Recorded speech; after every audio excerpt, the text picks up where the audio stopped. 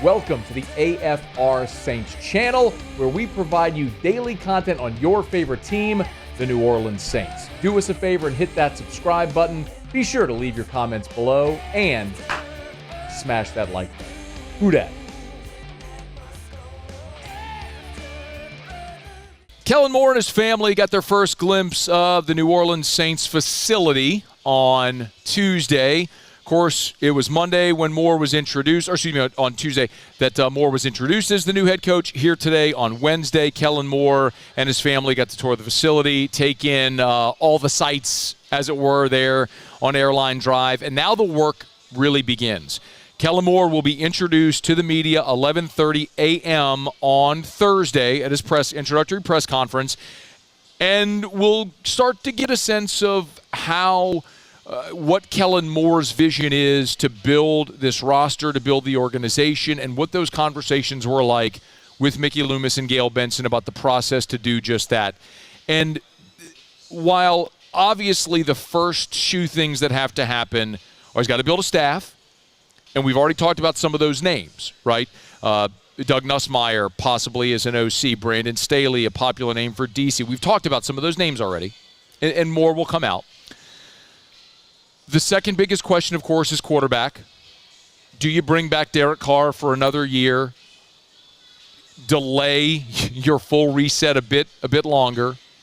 Or do you move on now, take a big cap savings this year, decide what you're going to do moving forward? But then after that, you're going to have even more difficult decisions with popular veteran players. And, that is going to be challenging for the organization and emotionally challenging for Saints fans. For example, Ian Rappaport from NFL Media was on the Insiders on Wednesday and effectively was asked how the Saints can improve their offense, and one of the players he mentioned that probably is done in New Orleans is Taysom Hill.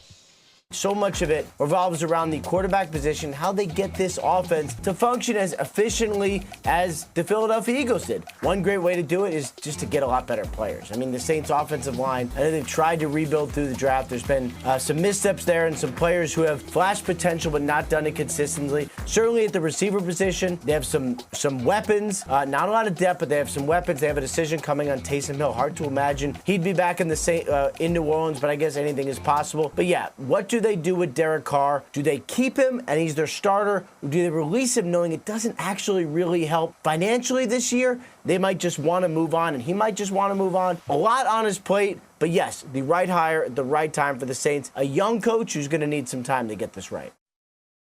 So he's not entirely correct there, because they could release Derek Carr, designate it as a post-June 1 release, and you would get cap savings this year. But again, then you'd kick money into future years with Derek Carr if you did it that way. So, for example, post-June 1 release would save you $30 million against the cap this year. So it is possible that you would save money, but then you'd carry with Derek Carr, a $21 million dead cap number this year and $28 million next year. So effectively, listen, you're going to feel the brunt of it. Like, there's no avoiding it. It's, do you want it all at once? Do you want to spread it out over 2 years is really the question that they're going to have to answer. But the Taysom Hill piece of it all is interesting as well, because I'm not sure this is something that collectively Saints fans have prepared themselves for, is being done with Taysom Hill.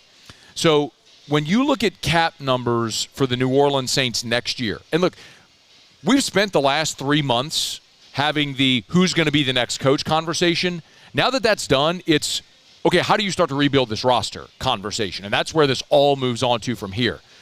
The most expensive player against the cap next year is Derek Carr, followed by Cameron Jordan, and then Taysom Hill. $18.2 million is Taysom Hill's cap hit. So we just mentioned it with Derek Carr. The same is true for Taysom Hill. You could cut Taysom Hill with a post-June 1st designation, and it would save you $10 million against the cap in 2025. Again, he's got an $18.2 million cap hit. If you cut him with a post-June 1 designation, that saves you $10 million. So his cap hit this year would be 7.9, next year would be 9.7. So you'd eat it for 2 years with no Taysom Hill, and he's still counting against your cap, but it would save you $10 million this year, which would get you within cap compliance. Again, you're $51 million over the cap. So you're going to have to do this. Again, the only way that you're going to fix all this debt, just think about it in terms of your life. If you got student loan debt, or I sound like Dave Ramsey now, or you got credit card debt, whatever, there's only 2 ways that you're going to get out of debt.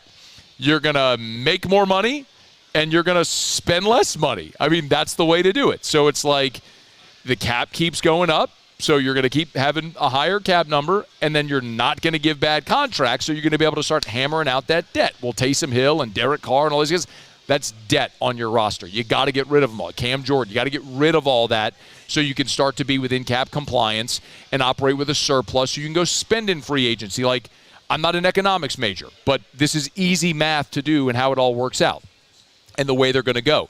They were willing to buy on credit for years to give Drew Brees a chance to win a Super Bowl. Well, guess what? Now the credit card companies are calling because the debt is due. And there ain't no way around it. You got to pay it.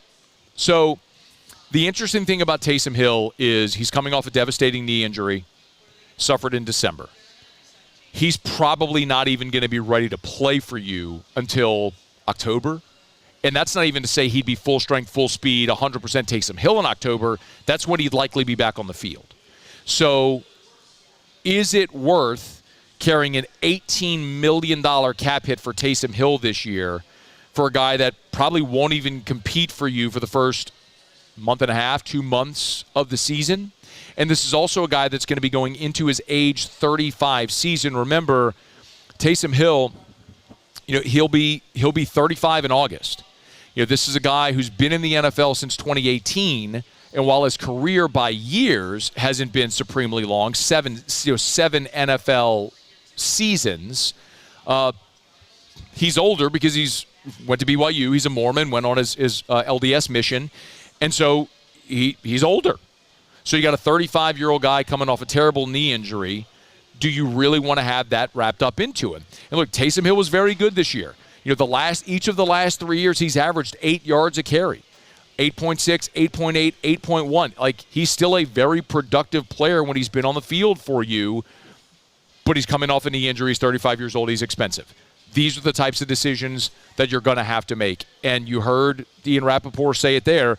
Hard to imagine Taysom Hill's back next year. So that's another one you need to start wrapping your head around that could be gone. The other thing I'll factor in, too, is we don't know what Kellen Moore's offensive vision would be for a guy like Taysom Hill. Now, it is fair to mention, when Sean Payton called plays, he made it work with Taysom Hill. When Pete Carmichael called plays, he made it work with Taysom Hill. When Glenn Kubiak called plays, he made it work with Taysom Hill. When you have a guy that's that versatile, you can be creative with him, and he's going to find a role within your offense. So I have no doubt that Kellen Moore could do the same thing. However, it is fair to mention that it's a new head coach, a new scheme, a new system, maybe a new quarterback.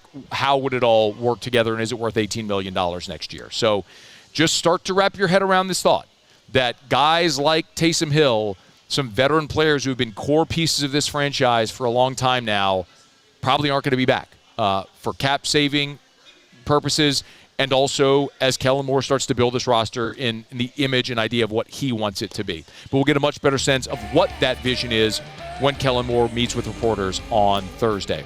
Hey, thanks so much for watching. Please leave your comments. I love to interact, and be sure to hit the red subscribe button below.